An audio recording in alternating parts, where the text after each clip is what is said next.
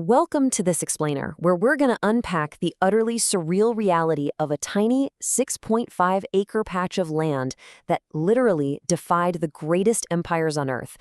I am so thrilled to guide you through this intensely dark and absolutely fascinating piece of history, breaking down the incredible secrets of Kowloon Walled City. Imagine a place where just one wrong step could literally mean certain death, all existing right smack in the middle of Hong Kong, surrounded by these glittering modern skyscrapers. It's wild. So, let's dive right into the core mystery here. You really have to ask yourself, how is it even possible that despite Britain ruling half the globe, Japan conquering Southeast Asia in World War II, and China just being this historical giant, none of them, absolutely zero, could penetrate or govern this tiny, lawless territory? Despite all their massive military and political power, this little speck on the map remained completely untouchable.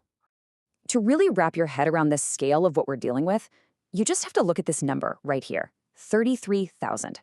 That is 33,000 human beings crammed into a space roughly the size of just 2 football fields. I mean, think about that for a second.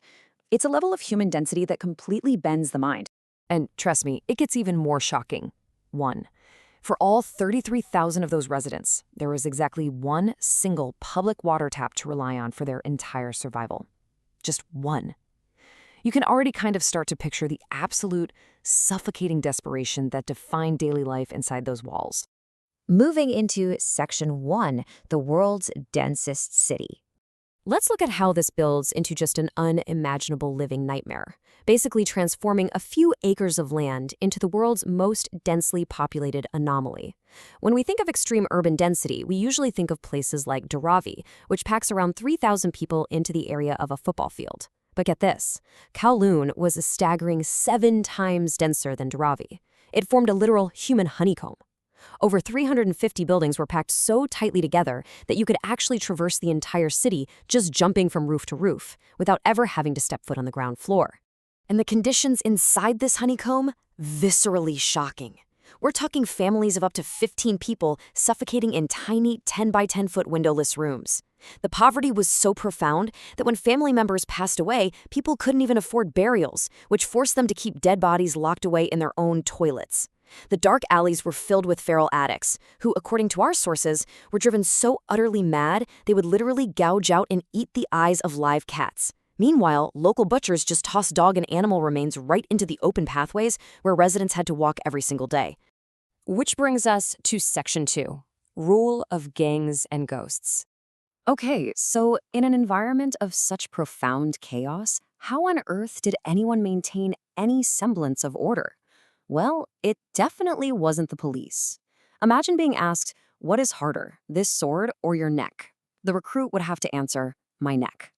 This terrifying exchange was actually part of the blood oath for the Triads, which was an incredibly violent syndicate of 5 cult-like gangs boasting over 52,000 members across Hong Kong, and they strictly ruled the dark alleys of Kowloon Walled City.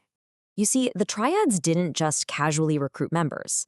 They essentially bound them through severe psychological trauma. After that sword was pressed to their neck, blood was drawn, mixed with the blood of a sacrificed animal in a pitcher of water, and the recruit actually had to drink it before swearing 36 unbreakable oaths. Once you went through that, you were completely severed from your normal life. The craziest part? The residents weren't just terrified of the Triads' weapons or physical violence. The Triads actually weaponized superstition itself. Breaking the oath, or even just speaking out to the police, meant that you and your family wouldn't just be killed. You'd be tortured to death by evil spirits. And this deep-seated terror of supernatural retribution, it completely paralyzed the entire population. And this brings us to a super fascinating psychological phenomenon, Stockholm Syndrome. The population eventually stopped seeing the Triads as oppressors and started seeing them as protectors. Think about it.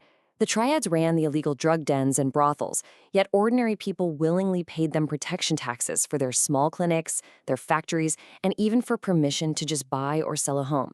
The fear totally morphed into this weird, cult-like faith. Just look at how absolute this psychological control was. Parapsychologist Martin Ebon documented this wild case of a highly educated philosophy professor in Hong Kong whose son became a pimp for the Triad gangs inside Kowloon. The father genuinely believed an evil spirit had possessed his son. When he was offered a chance to call the police, the professor flat out refused, firmly believing that a renowned exorcist was the only actual cure. This wasn't just poor, uneducated folks falling for superstition, it was a completely all-encompassing societal control. Moving on to Section 3, the governance black hole.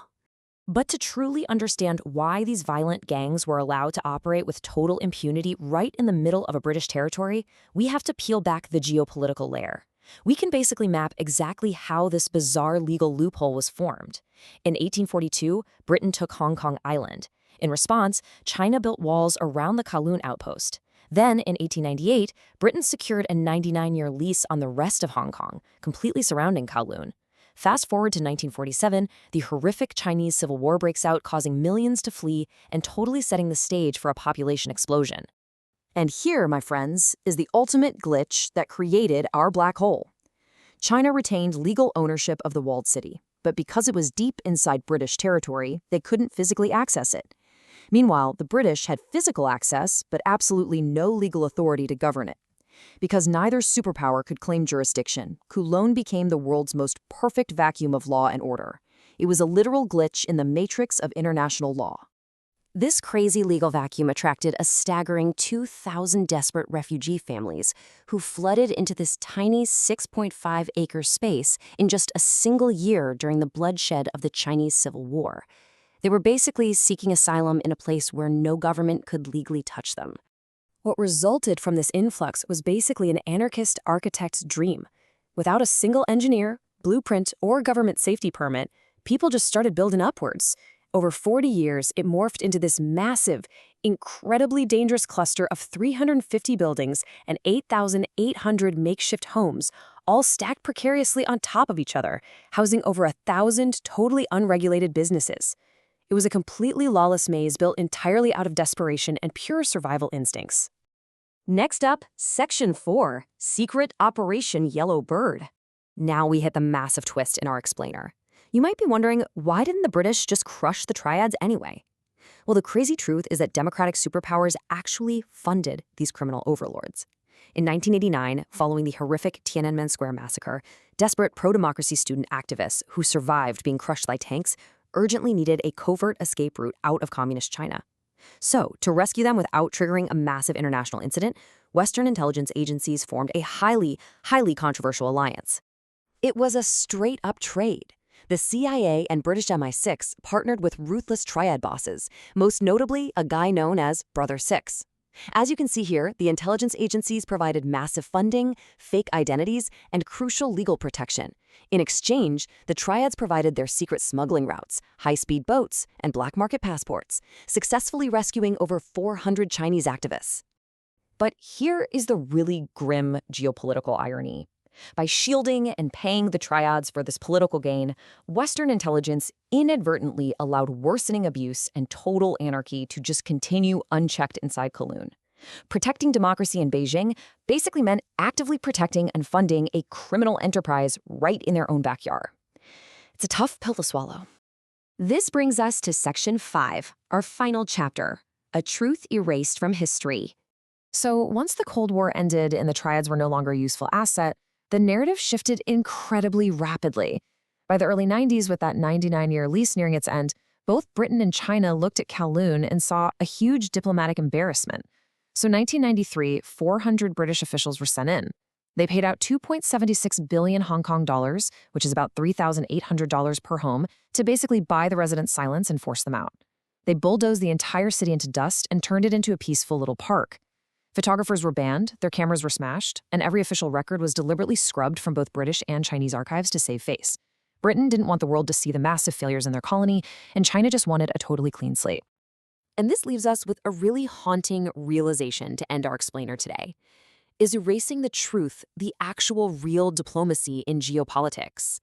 Think about it. If the most powerful nations on Earth can simply join hands and completely delete a living, breathing city of 33,000 people from historical archives just because it made them look bad, we really have to ask ourselves, what else is missing from our textbooks?